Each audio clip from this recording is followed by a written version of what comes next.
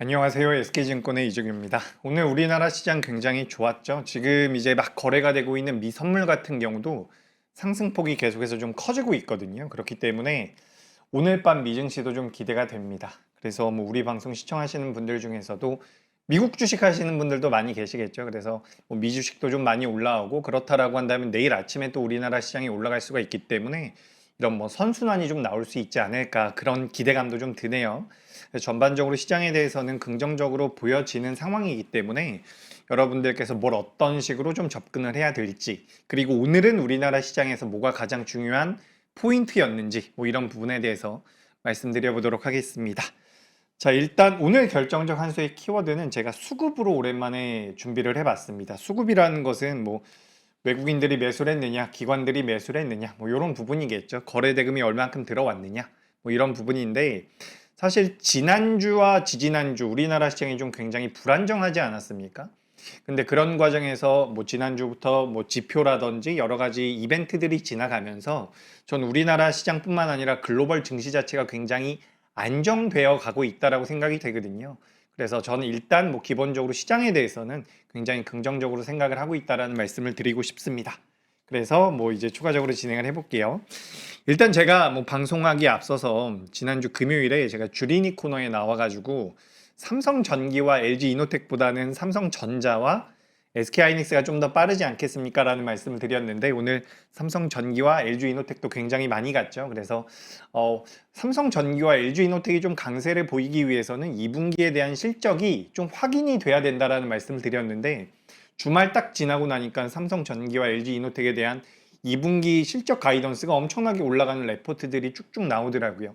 그래서 이렇게 실적이 만약에 실적에 대한 기대감이 계속해서 부여된다라면 삼성전자와 SK하이닉스가 작년부터 올해까지 보여왔었던 그런 주가 흐름이 삼성전기와 LG이노텍에도 나올 가능성이 높겠다라는 말씀을 드리면서 지난주 금요일에 말씀드린 내용을 빠르게 좀 어떻게 보면 시장에서는 엎어버렸죠. 그래서 삼성전기와 LG이노텍 같은 경우도 굉장히 좋았다라는 말씀 드려보도록 하겠습니다. 그리고는 뭐 전력기기 쪽도 좋았는데 제가 쭉쭉 진행을 하면서 오늘 우리나라 시장에 대한 포인트 말씀드려 보도록 할게요. 근데 기본적으로 이 말씀은 먼저 드리고 싶어요. 지금 시장을 막 떠날 상황은 아닌 것 같습니다. 제가 지난주 후반에도 그렇고 지난주 초에도 그렇고 지금 시장이 생각보다 괜찮을 가능성이 높습니다. 제가 방송을 막 돌려봤거든요. 그러니까 V자 반등에 대해서도 한번 말씀을 드렸던 것 같긴 해요. 아주 소심하게. 근데 시장 자체가 생각보다 개인 투자자분들의 물량을 받아주면서 외국인들이 받아주면서 그런 수급이 들어오면서 더 올라갈 가능성이 높아 보이거든요. 거기에 대한 설명도 추가적으로 드려볼 테니까 집중을 하시고, 제가 그리고 우리 방송에서 계속해서 코스닥에 대한 이야기들을 많이 하잖아요. 코스닥 같은 경우는 뭐 2차 전지, 제약바이오에 대해서 이야기를 많이 하는 부분들이 분명히 있는데 오늘 굉장히 특징적인 게 이제 코스닥에서도 그 반도체 기업들이 많이 올라왔어요. 시총들이. 그렇기 때문에 어떻게 보면 코스닥 같은 경우도 과거처럼 2차 전지라든지 제약바이오로 인해서 움직인다라기보다는 반도체 쪽에 대한 명분들이 어떻게 되면 보면 더 붙을 가능성도 높아 보이거든요. 그래서 반도체는 놓으면 안 된다라는 말씀을 다시 한번 드리고 싶습니다. 이렇게 말씀드리고 자료 보면서 진행하도록 하겠습니다. 자, 오늘 결정적 한 수 진행을 해보도록 하죠. 자, 미증시 같은 경우는 지난주 금요일 날 잘 마무리가 됐습니다. 뭐 유가도 많이 안정이 됐고요. 뭐 달러 원 환율 같은 경우도 많이 안정이 됐고요. 미국의 10년물 국채 같은 경우도 참 기가 막히죠. 4.5% 넘어가게 되면 다시 내려오죠. 그러니까 여기에서도 우리가 한번 생각을 해볼 필요가 있어요. 뭐 예를 들어 가지고 미국의 10년물 국채 금리가 4.5%를 넘어가면 이거 큰일 났다, 조심하자라는 이야기를 많이 하잖아요. 근데 대체적으로 글로벌 경기 자체가 그렇게 안 좋은 상황이 아닙니다. 우리가 사실 지지난주로 좀 시간을 돌려보면 고용지표가 너무 잘 나왔다라고 해서 금리 인상을 하지 않을까라는 우려감이 있었잖아요. 근데 여러분, 금리 인상이라는 것은 경기가 침체되면 할 수가 없는 부분입니다. 그러니까 경기가 침체되면 금리 인하를 못 한다는 거예요. 경기가 둔화돼야지 금리 인하를 한다라는 거죠. 그러니까 금리 인상에 대해서 우리가 고민을 한다라는 것은 반대로 경기가 괜찮다라는 뜻이에요.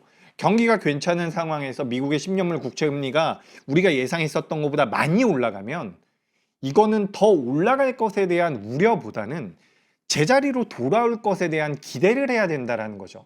우리나라 환율도 마찬가지고요. 유가도 마찬가지고. 근데 다만 저 같은 경우는 유가와 환율 같은 경우는 이렇게까지 많이 안정화되지는 않을 거라고 생각을 하고 있었거든요.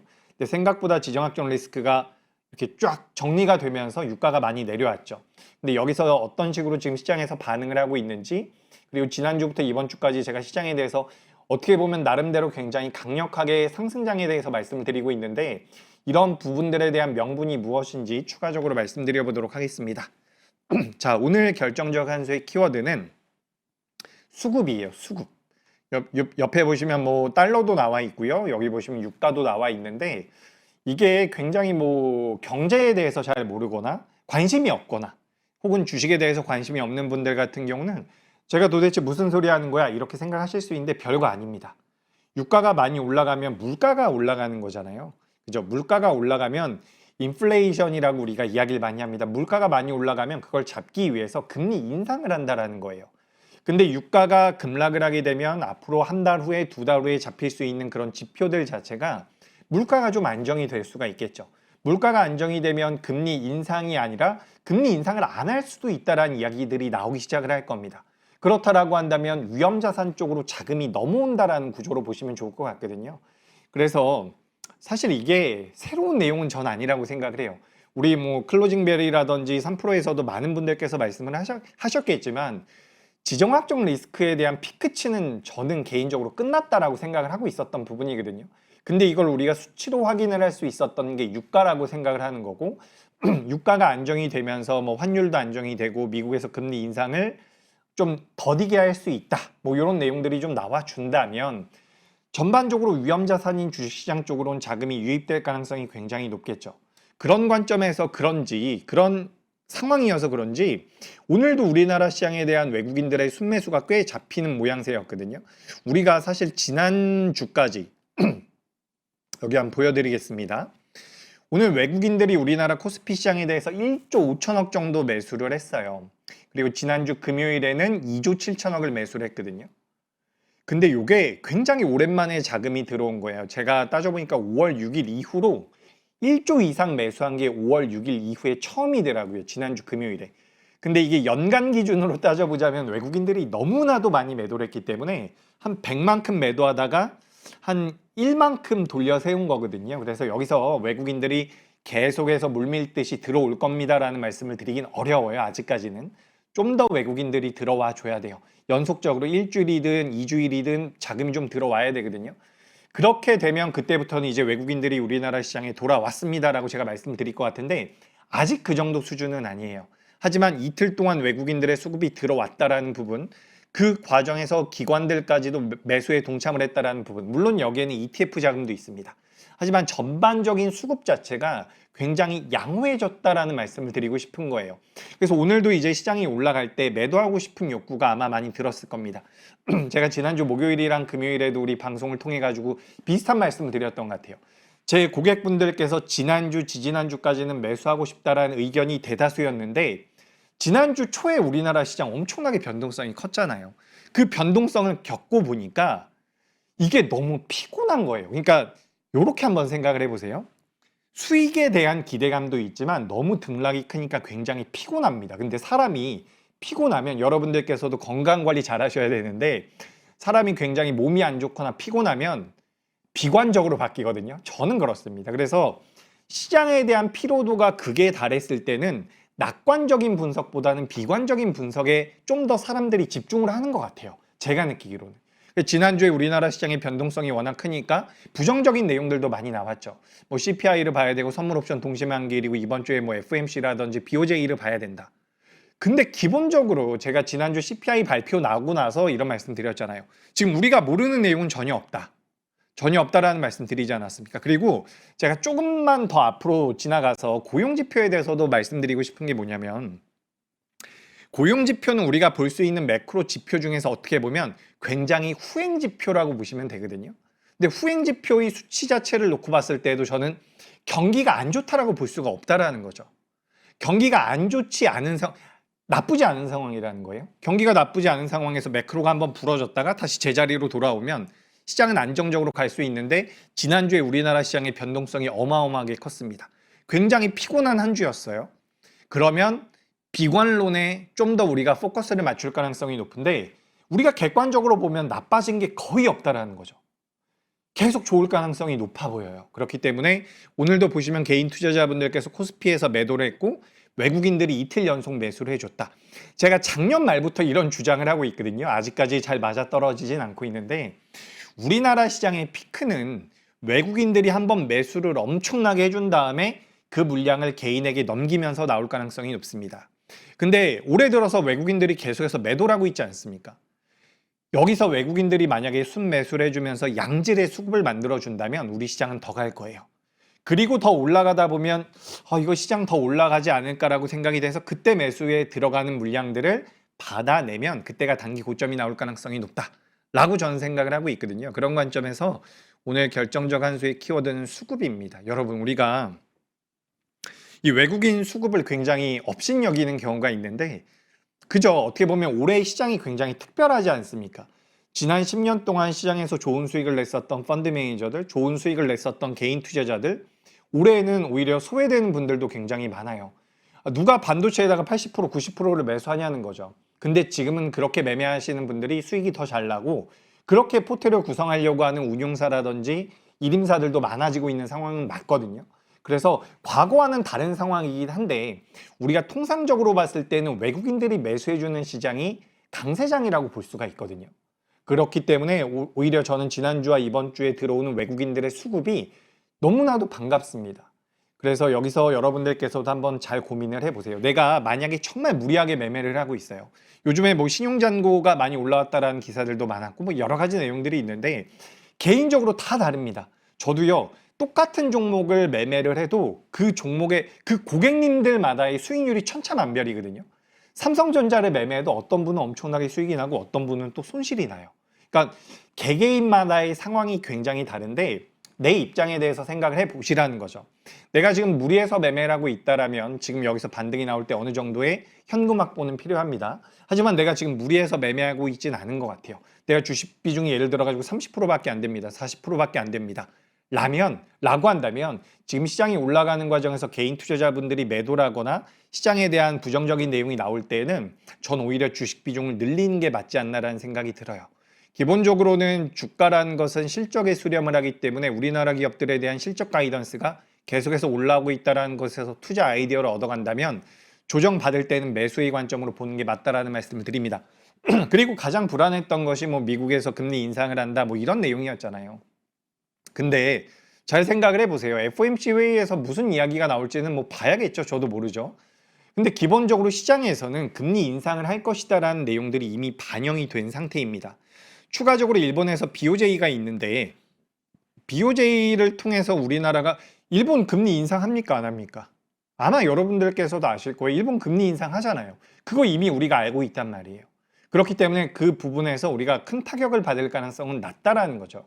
그래서 수급이 돌아오는 현재 시점에서 공교롭게 매크로도 많이 안정이 되고 있고 우리나라 기업들에 대한 실적 기대감도 여전히 유효하기 때문에 전 시장에 대해서는 여전히 긍정적인 말씀을 드리고 싶습니다.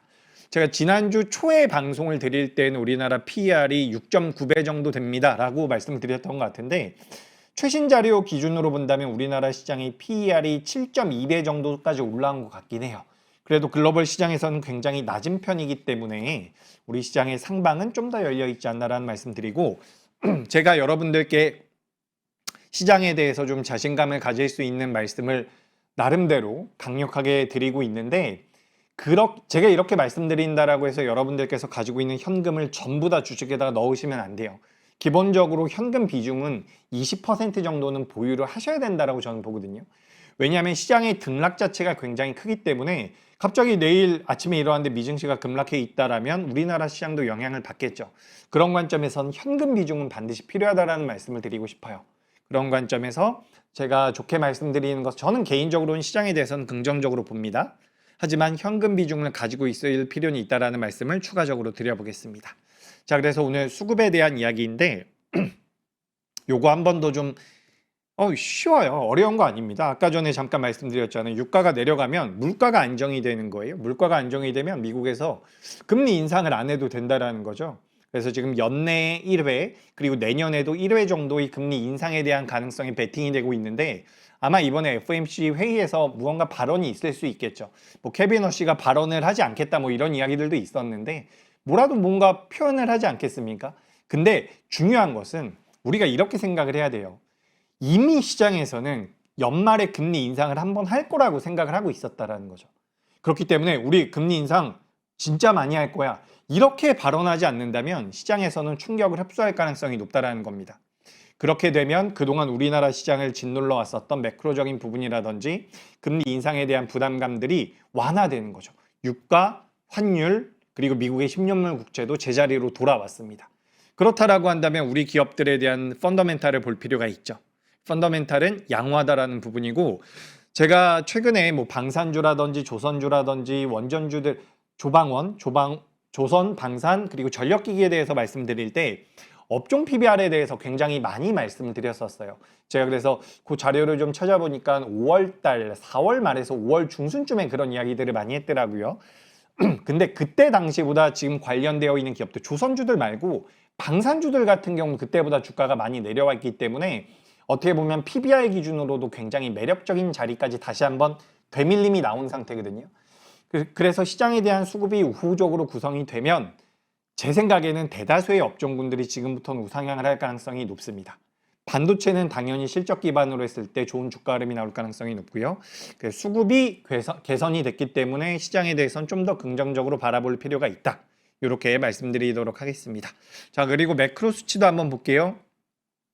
우리나라 뭐 원달러 환율 같은 달러 원 환율 같은 경우도 많이 안정이 됐고요.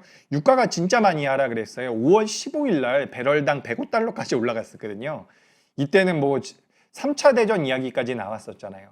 근데 뭐 다행히도 빠르게 안정이 돼서 배럴당 80달러까지 안정이 됐고 근데 이게 어떻게 보면 트럼프가 어쨌든 중간 선거에 이겨야 되지 않겠습니까? 그래서 우리가 처음에 이게 105달러 올라갔을 때도 여러분 나중에 중간 선거 때문에 전쟁이 오래 가진 않을 겁니다. 뭐 이런 이야기들 많이 했었잖아요. 근데 그때 당시엔 사실 그런 이야기들이 잘 안 들려요. 근데 우리가 어쨌든 뭐 좀 뚝심 있게 혹은 중심을 잡고 간다면 뭐 어떻게 보면 이 지정학적 리스크는 해결이 될 수밖에 없었던 부분이라는 거죠. 트럼프 입장에서는 그렇기 때문에 지금 뭐 배럴당 80달러까지 내려온 것은 굉장히 좋다라는 부분을 말씀드리고 싶고 그리고 10년물 국채금리 같은 경우도 4.48%까지 내려와 있는 부분들 전반적으로 매크로는 굉장히 안정이 됐다라는 말씀을 드리고 싶습니다. 매크로가 안정이 됐으면 우리나라 상황을 봐야죠. 우리가 우리나라 시장 굉장히 좋을 때 대한민국 시장의 가장 큰 메리트를 뭐라고 이야기했죠? 유동성이 많이 공급이 되고 있다는 부분이었잖아요. 시장에 자금이 많이 유입되고 있다. 그렇기 때문에 종목들이 오버슈팅이 좀씩 나올 수 있다. 그런 이야기들 많이 했는데 일단 매크로가 안정이 됐기 때문에 다시 한번 유동성에 효과가 있을 가능성이 높다라고 보여집니다. 다시 한번 시장에 대해서 말씀드리고 싶고 그리고 결정적 한수에 대해서 주요 인사들이 했었던 발언들을 넣어봤어요. 뭐 제시 리버모라는 분이 이 사람이 이제 추세 추종에 대해서 굉장히 대가라고 알려져 있는 분이거든요. 큰 돈은 추세가 아닌 매수세와 공급의 싸움에서 난다. 이건 뭐 수급보다는 모르겠어요. 이거 무슨 얘기인지 잘 모르겠네요. 여기 밑에 보시면 이것도 한번 보시죠. 드러켄 밀러 같은 경우도 수요 폭발이 나타나는 순간을 포착하는 것이 핵심이다. 이건 이제 수급에 대한 이야기라고 보시면 좋을 것 같아요. 근데 요거는 제시 리버머 말은 좀 앞뒤가 안 맞는 것 같아요. 큰 돈도 수급이고 매수세와 공급의 싸움도 수급이고 요건 약간 심리에 대한 이야기인 것 같기도 하고요. 근데 전반적으로는 자금의 흐름을 읽을 필요가 있다는 거죠. 여러분들께서도 경제방송 많이 보시면 그런 단어 많이 들으실 거예요. 서점에 가도 많이 있습니다. 스마트 머니라고 하죠. 스마트 머니라고 하면 굉장히 똑똑한 돈이라고 생각을 하는데 저는 개인적으로 어떻게 생각을 하냐면 수익성이 낮은 곳에서 수익성이 높은 곳으로 넘어간다라고 저는 생각을 하거든요. 그러니까 스마트 머니, 수익을 많이 내기 위해서 옮겨간다라고 저는 생각을 하는데 그것도 역시나 우리가 수급이라고 볼 수가 있는 부분이라는 거죠. 근데 우리나라 시장에 지난주부터 수급적으로 외국인들이 유입이 되고 있다는 것은 의미하는 바가 있다라는 부분입니다. 그래서 오늘 결정적 한수는 수급을 준비를 해왔으니까 이 부분에 대해서는 계속해서 뭐 오늘 주요 뉴스라든지 업종에 대해서 말씀드리면서 계속해서 한번 반영을 해볼게요. 그리고 자료 한번 또 보도록 하겠습니다. 네, 요거 오늘 나왔었던 내용이죠. 뭐 트럼프 이란과 협상 타결. 106일 만에 사실상 종전에 합의했다라는 부분들. 그런 내용들이 좀 시장에서 부각이 되면서 전반적으로 좋은 모양새를 만들어줬다라고 보시면 좋을 것 같고요. 제가 오늘 뭐 2차 전지에 대해서도 좀 말씀을 드릴 거고 AI에 대한 말씀도 좀 드릴 거고 또 코스닥에 대한 코스닥도 좀 말씀을 드려야 되는데 코스닥에 대한 말씀도 좀 드릴 거고 이렇게 좀 진행을 해볼게요. AI에 대해서 말씀드리는 게 가장 중요하긴 하겠네요. 일단은 오늘 주요 업종에 대해서 좀 빠르게 살펴보고 그 다음에 제가 말씀드리고 싶은 내용에 대해서 중점적으로 말씀드려볼게요. 일단 항공주들, 제가 여러분들께 대한항공 진짜 오래전부터 많이 말씀드렸던 것 같아요. 그죠? 그러니까 이거는 여러분 제가 대한항공을 예전부터 말씀드렸기 때문에 나 잘하죠? 이렇게 말씀드리는 게 아니라 여러분들께서 시장에 참여를 하면서 계속해서 방송을 보면서 매매를 하실 수는 없잖아요. 우리 뭐 많은 분들께서 멤버십도 잘하고 계시고 좋은 실력을 가지고 계신 분들에게 계속해서 배우는 것도 중요하지만 여러분들께서도 무언가 투자 아이디어를 만들 수 있는 그런 인사이트가 필요하거든요. 근데 이 대한항공 같은 경우는 뭐예요? 기본적으로 유가가 급등을 하게 되면 가장 큰 피해를 받는 업종이라고 보시면 됩니다. 항공주가 항공주들 같은 경우 굉장히 큰 원가의 비중을 차지하고 있거든요. 근데 여기서 이제 지정학적 리스크 터지면서 여기서 이제 3만 원 넘어가느냐 마느냐 이러고 있었는데 여기서 지정학적 리스크 터지면서 유가가 급등이 나왔습니다. 근데 여기까지 밀리다가 안 밀리는 거예요. 그럼 이런 기업들은 어떻게 보셔야 되느냐? 물론 여기서 만약에 내가 삼성전자라든지 SK하이닉스를 매매했다라면 더 좋은 수익이 났을 수도 있겠지만 내가 투자 아이디어를 만들어 간다라는 관점으로 본다면 어때요? 악재가 아무리 나와도 여기서 안 밀리네 라고 한다면 이런 기업들은 오히려 악재가 해소됐을 경우에는 강하게 올라올 가능성이 있다라는 거죠. 지금 여러분들께서 대한항공을 메리트 있게 보십시오라고 말씀드리는 게 아니라 어떤 업종이라든지 섹터에 대한 특별한 악재가 튀어나왔을 때는 관심 종목에 넣어두는 거예요.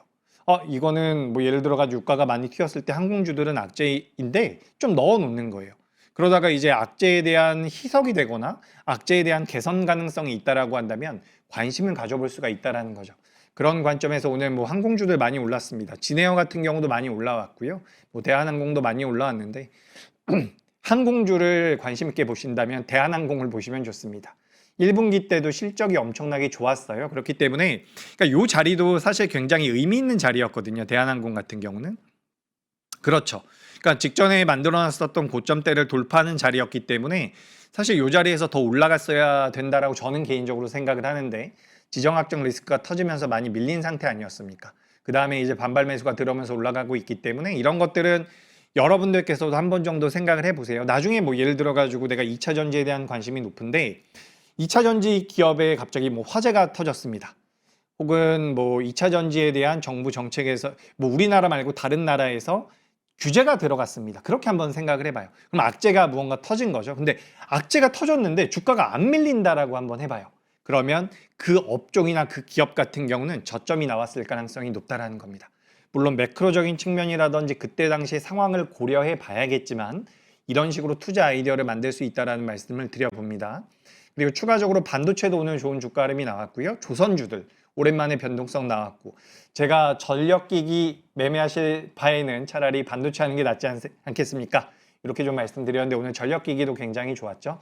반도체, 전력기기, 조선 이쪽 전반적으로 괜찮았고 삼성전기가 포함되어 있는 뭐 MLCC라든지 IT 전기전자 쪽으로도 자금이 많이 들어갔어요. 그래서 이게 제가 아까 전에 AI 쪽에 대해서 잠깐 말씀드리겠다라고 했는데 우리가 이 AI라는 게 두 가지 측면에서 생각을 해볼 수 있을 것 같습니다. 하나는 기업의 입장에서 생각을 해봐요. 미국의 빅테크들이 지금 뭐 우리나라의 반도체를 얻기 위해서 계속해서 투자를 하고 있지 않습니까? 지난주, 지지난주 같은 경우는 미국의 빅테크 그 하이퍼스케일러들이 유상증자를 한다라는 내용들, 자금 조달을 하겠다라는 내용들이 시장에서 막 화제가 되면서 실제로 그런 부담들이 많이 있었잖아요. 미국에서 금리 인상을 하면 얘들이 자금 조달을 못하는 거 아니야? 그래서 이제 캐펙스 투자가 줄어드는 거 아니야라는 우려감이 있었는데 기업들 입장에서도 결국에는 사업을 영위해서 돈을 벌고자 하는 거잖아요. 근데 돈을 벌기 위해서는 우리나라 반도체가 필요하다라는 거죠. 그래서 우리가 기본적으로는 기업의 입장에서 생각을 해봤을 때도 우리나라 반도체라든지 AI라는 내러티브 자체가 굉장히 큰 구조라는 거예요. 우리가 경험해 보지 못한 그런 구조로 지금 작용이 되고 있기 때문에 저는 개인적으로 삼성전자와 SK하이닉스 같은 경우는 과거에 뭐 PER 밴드가 8배에서 10배였다라고 한다면 전 그것도 넘어설 가능성이 있다라고 생각을 하거든요. 첫 번째로는 산업적인 부분이나 기업적인 입장에서 생각을 해볼 필요가 있는 거고, 두 번째는 정부의 입장에서 생각을 할 필요가 있다는 거예요. 우리가 그런 이야기들 많이 있잖아요. 정책적인 부분들을 절대로 무시할 수가 없거든요. 자금이 흘러가는 그런 유통 경로를 만들어주기 때문에 정책적인 부분들을 우리가 생각을 할 수밖에 없는데, 지금 지난 주말에 그 클로드에서 만들어 놓은 새로운 AI 모델을 미국 정부에서 규제를 했거든요. 그러니까 이게 결국에는 AI란 산업 트렌드가 기업 입장에서도 굉장히 중요하고 그렇기 때문에 투자를 해야 되는데 정부 입장에서도 마찬가지라는 거예요. 나라들만의 그런 패권의 다툼에서 가장 중요한 게 이 AI 기술력이라고 본다면 지금 이 AI라는 트렌드 자체가 굉장히 확장이 빠르게 되고 있다는 거죠. 그래서 저는 만약에 이게 실적이 1분기 때, 2분기 때 부러졌다라고 한다면 저는 물음표가 좀 붙었을 것 같은데 지금 굉장히 빠르게 시장에서는 회복이 되었고 지정학적 리스크가 안정이 된 상황에서 AI 쪽에 대한 내러티브가 굉장히 빠르게 붙고 있기 때문에 전 이런 관점에서 본다면 우리나라 기업들 중에서 AI 쪽에 대한 내러티브를 받을 수 있는 기업들은 계속해서 움직임을 보일 가능성이 높지 않을까라는 생각이 듭니다. 그래서 우리가 좀 크게 생각을 해보자고요. 전략자산이라는 표현을 많이 하잖아요. 그래서 전략자산이라고 한다면 여러분 또 뭐가 있을까요? 우주항공 쪽도 마찬가지예요. 우주항공 쪽 같은 경우도 사실 기술 이전을 잘 안 해준다라고 해요. 우리나라가 다른 나라보다 잘한다라고 해서 그들에게 기술을 잘 이전해주지 않는다라고 합니다. 특히 또 예를 들어가지고 미국이란 나라가 우리나라에 비해서 우주항공과 관련되어 있는 기술력이 월등히 뛰어나면 예를 들어서 한번 생각을 해보죠. 내가 전 세계에서 한 10등 정도 하고 있어요. 미국이 1등인데 내가 아무리 노력을 해도 따라가질 못할 것 같아요. 그러면 이게 과연 사업성이 있을까라는 그런 고민을 하게 될 텐데 기술 이전이 되지가 않으니까 전략자산이기 때문에 잘 주질 않는다라고 해요. 그러니까 우리는 그들보다 기술력이 굉장히 오랫동안 뒤처져 있다라고 하더라도 투자를 할 수밖에 없다라는 거죠. 그런 것들을 우리가 전략자산이라고 이야기를 많이 하는데 지금 이 AI라는 것 자체가 전략자산으로 들어가고 있다라는 겁니다. 각 나라들, 미국이라든지 중국이라든지 우리나라 같은 경우도 이걸 전략자산으로 육성을 하고 있기 때문에 AI 쪽에 대한 내러티브는 기업의 입장이 아니라 정부나 나라의 입장에서 우리가 봐야 된다라는 거죠. 그래서 우리가 매번 그러잖아요. 소버린 AI, 소버린 AI. 그래서 뭐 각 국가 간의 그런 이념이라든지 문화 같은 것들이 반영이 돼야 된다. 뭐 이런 이야기들을 많이 하고 있기 때문에 각 패권 다툼에 따라서 AI 쪽은 성장을 할 가능성이 높다. 그런 관점에서 본다면 반도체라든지 MLCC라든지 기판 같은 경우는 내러티브가 완벽하게 만들어지고 있는 거죠. 우리나라가 원래 잘했던 분야예요. 원래 잘했던 분야인데 지금 시대에 더 많이 부각이 되고 있다는 관점으로 보시면 좋을 것 같습니다. 그리고 이것도 한번 말씀드려 볼게요. 유가 많이 빠졌다라는 부분이고 여기는 뭐 메모리 3사의 분기별 캐펙스 추이 이들은 계속해서 뭐 투자를 해야 된다라는 부분이고 여기 글로벌 메모리 업종 2026년도 포워드 영업이익 성장률입니다. 이런 것들은 그냥 한 번씩 살펴보시면 좋을 것 같아요. 왜냐하면 전반적으로는 실적이 잘 나올 것이라는 것, 내러티브가 좋다라는 것들은 여러분들도 알고 계시기 때문에 우리나라 기업들이 잘하고 있다는 부분들 이렇게 좀 체크를 해보시면 될 것 같습니다. 그리고 이걸 좀 말씀을 드리고 싶었어요. 오늘 이제 조선주들도 좀 올라왔는데 6월 18일 날 대미 투자 협력 관련돼 가지고 시행이 된다라고 하죠. 그로 인해서 뭐 HD 현대중공업이라든지 지난주 후반 같은 경우는 한화오션이 많이 움직였거든요. 그러니까 군함 쪽에 대한 모멘텀들도 많이 부여가 되고 있는 것 같은데 실적이 나오는 과정에서 실적이 나오는데 시가총액 상위 종목군들에 포함되어 있고 AI라는 내러티브까지 받을 수 있는 쪽은 전 조선 쪽이 또 매력적이라고 생각이 돼요. PBR 기준으로 4배 정도 수준입니다. 낮은 건 아닌데 다른 조방원보다는 좀 더 저평가되어 있는 부분들이 있기 때문에 참고를 해보시면 좋겠다라는 말씀 드립니다. 그리고 아까 전에 제가 이제 AI 말씀드리면서 이걸 한번 생각을 해봐야 될 것 같아요. 지금 우리나라 코스닥 같은 경우는 시가총액 1위 기업이 알테오젠이거든요. 바이오 기업이 1위 기업이고 그 밑에 이제 에코프로 그룹이 있죠. 에코프로 형제가 있는데 2차 전지 같은 경우도 저는 올라갈 가능성이 높다라고 봐요. 근데 지금 전반적으로 시가총액 15위권 안에 새롭게 들어오고 있는 종목들이 대체적으로 반도체 소부장입니다. 그렇기 때문에 우리가 코스닥 같은 경우도 반도체 쪽에 대한 모멘텀들이 이어질 가능성이 높아 보이거든요. 지난주에 많이 올라왔었던 소부장들 중에서 오늘 낙폭이 크게 나온 기업들도 꽤 많이 있는데 이런 기업들 같은 경우는 저는 매수의 기회가 될 가능성이 높아 보여요. 시가총액 상위 종목군들 위주로 봤을 때. 그래서 우리가 뭐 지금 한 달 후에 두 달 후에 본다면 코스닥 시가총액 상위 종목군들의 반도체 소부장이 좀 더 올라와 있지 않을까라는 생각이 들기 때문에 이런 말씀을 드리고 싶은 거예요. 우리가 기본적으로 코스닥이 올라오기 위해서는 제약바이오라든지 2차전지가 올라와야 된다라고 생각을 하는데 지금 반도체 소부장의 영향력이 코스닥에도 많이 미치고 있는 것 같거든요.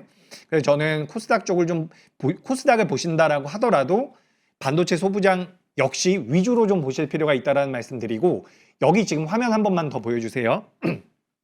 자, 여기는 이제 코스닥이 좋은 주가 흐름을 보였었던 과거의 이력입니다. 여기 보시면은 코스닥이 코스피를 10% 이상 아웃퍼폼한 해입니다. 뭐 2014년도, 2015년도도 있고요. 그 전으로 넘어가면 2005년도가 있는데 기본적으로 이제 우리가 중소형주라고 한다면 코스닥을 많이 생각을 하죠. 근데 이런 자료도 있어요. 여기도 한번 보도록 하겠습니다.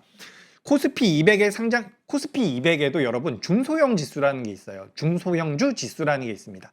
코스피에 상장되어 있는 기업들 중에서 상대적으로 좀 규모가 작은 기업들이겠죠. 이런 기업들 같은 경우는 연초 대비 수익률이 삼성전자나 SK하이닉스보다는 굉장히 뒤처져 있는 상황이거든요. 제가 어떤 말씀을 드리고 싶은 거냐면 코스닥뿐만 아니라 코스피에 상장되어 있는 기업들 중에서도 규모가 좀 작은 기업들은 주가의 변동성이 상대적으로 제한됐다라는 거예요. 우리가 LS 일렉트릭을 가지고 있는 LS 같은 경우도 주가의 변동성이 이게 이제 코스피 200의 중소형 지수에 포함이 되는데 이런 기업들 같은 경우도 지금 낙폭이 굉장히 많이 나왔고 어떻게 보면 추가적인 상승 여력을 가지고 있다라는 분석을 우리가 할 수가 있거든요. 그러니까 지금 시장은 대형주 위주로 많이 변동성이 나왔고 중소형주가 많이 못 갔다라는 것은 코스닥에 국한된 것이 아니다. 그렇기 때문에 코스피에 상장되어 있는 중소형주들 같은 경우도 많이 못 움직였는데 우리가 이런 생각을 할 필요가 있습니다. 코스피에 들어온 자금들이 만약에 매도를 한번 했다라고 한번 해봐요. 외국인들이 우리가 아까 이야기 나눴던 것처럼 수급이 너무 좋아져서 외국인들이 매수가 막 들어왔습니다. 그래서 대형주들이 주가가 더 올라가서 우리가 좀 매도를 했어요. 그럼 코스피에서 매도한 자금이 어디로 넘어갈지 생각을 해봐야 돼요. 제가 주말에 뉴스 보니까 그게 또 부동산으로 갔다라는 기사도 있던데 기본적으로 제가 느끼기로는 시장에서 매도된 자금들은 증시 밖으로 잘 안 나가요. 그렇다라고 한다면 꼭 코스닥이 아니라고 하더라도 코스피에 상장되어 있는 중소형 주단으로도 자금이 넘어갈 가능성이 높지 않을까 그런 생각이 들거든요. 그래서 아까 전에 조선과 방산과 원전과 전력기기도 잠깐 말씀드렸는데 여기 종목들을 한번 보세요. 지금 화면에 있는 LS 같은 경우도 이렇게 주가 흐름이 많이 밀리다가 여기 한번 보시면은 굉장히 많은 기업들이 여러분 이런 모양새를 만들고 있거든요. 쭉 밀리다가 반등이 나왔죠. 오늘 한화 시스템도 잠깐 보도록 하겠습니다. 한화 시스템 같은 경우도 굉장히 오랫동안 조정을 받다가 오늘 반등이 좀 나왔고요. 뭐 두산 에너빌리티 같은 경우도 오랫동안 하락이 나오다가 이제 반등이 딱 나왔거든요.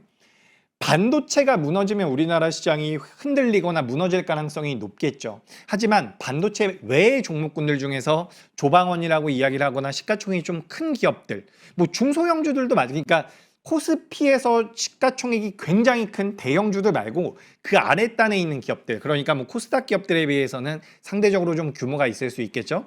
이런 기업들 같은 경우는 저는 굉장히 매력적일 수 있다는 생각이 듭니다. 그래서 오랜만에 이걸 좀 준비를 해봤어요. 그래서 중소형주라고 한다면 코스닥만 생각을 하실 수가 있는데 코스피 종목들 같은 경우도 상대적으로 좀 약했기 때문에 관심을 좀 가져볼 필요가 있겠다라는 말씀 드립니다. 그리고 여기는 이제 뭐 순이익 기준으로 봤을 때 우리나라 종합주가지수가 뭐 8,310포인트 정도를 이야기를 하고 있는데 기본적으로 상하 위아래로 많이 움직일 수 있다라는 가정을 한다면 9,000포인트, 9,500포인트까지도 열려 있다라는 이런 한화에서의 자료니까 참고를 해보시면 좋을 것 같고요. 전반적으로 이제 코스피 같은 경우는 삼성전자, SK하이닉스뿐만 아니라 다른 기업들 같은 경우도 영업이익이 올라오니까 체크를 좀 해보시면 될 것 같습니다. 그리고 이게 오늘 자료가 진짜 많네요. 그죠? 2차전지, 테슬라 같은 경우도 여러분 전기차 판매량이 늘어났대요. 재작년에 마이너스 1%, 작년 같은 경우 마이너스 8%였는데 올해부터는 다시 한번 플러스로 들어온다라고 하거든요. 그러니까 우리나라 2차전지 볼 때 뭐라고 이야기해요?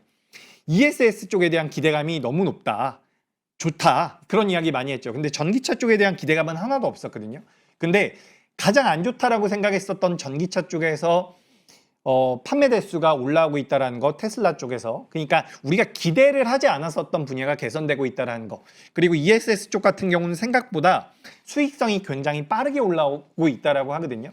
그런 관점에서 본다면 우리나라 2차 전지 기업들 같은 경우도 전 상방이 좀 더 열려 있지 않을까라는 생각이 듭니다. 그래서 제가 막 프린트를 해왔는데 2차 전지 같은 경우도 그래서 수익성이 개선될 수 있다고 보시면 좋을 것 같아요. 오히려 성장성적인 측면에서 봤을 땐 전기차보다 이 ESS 쪽이 더 빠르다라고 이야기가 되고 있으니까 체크를 해보시면 좋을 것 같고, 그리고 추가적으로 이런 말씀도 잠깐 드리고 싶습니다.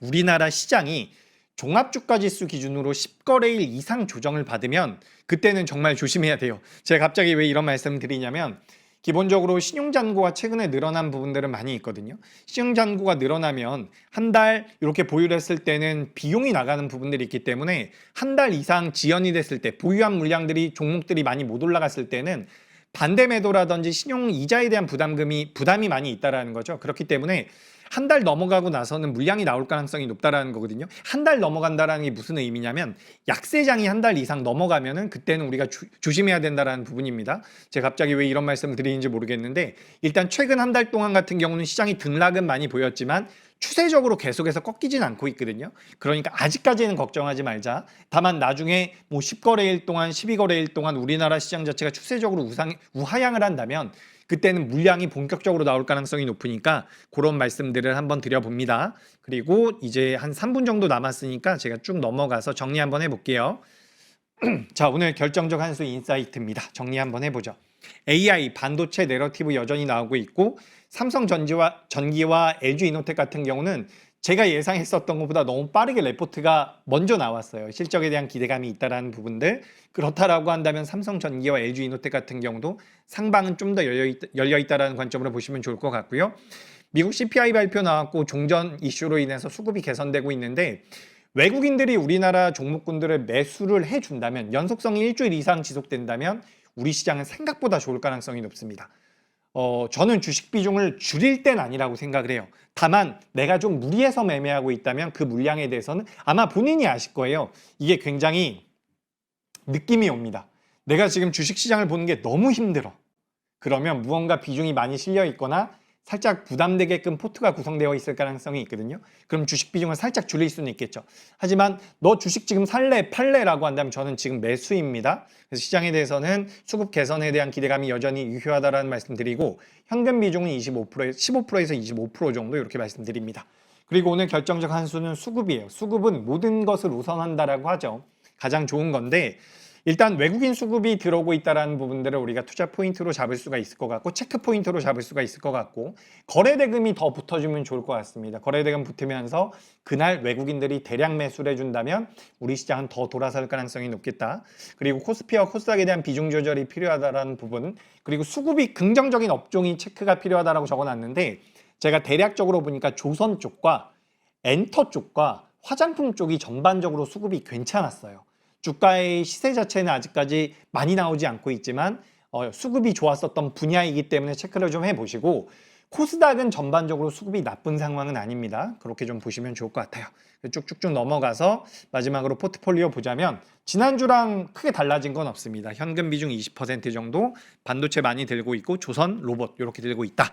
그리고 코스닥에 대해서도 25% 정도 들고 있는데 현금이 20% 남아있는 상황에서 25% 정도가 코스닥이기 때문에 전반적으로 봤을 때는 전체 계좌에서는 한 20% 정도를 보유하고 있는 거거든요. 이런 부분들도 좀 체크를 해보시면 좋을 것 같습니다. 저는 시장이 좀 더 안정적으로 살아난다라고 느껴져요. 그래서 만약에 시장이 올라오게 되면 너무 부담 갖지 마시고 조금 더 보유를 해보면서 끌고 가는 전략도 지금 시장에서는 좀 유리하지 않을까 이렇게 좀 말씀드리면서 오늘 방송도 마무리해 보도록 하겠습니다. 오늘 그래도 전반적으로 괜찮았던 것 같네요. 힘내시고요. 저는 목요일 날 뵙도록 하겠습니다. 오늘 하루도 고생 많으셨습니다.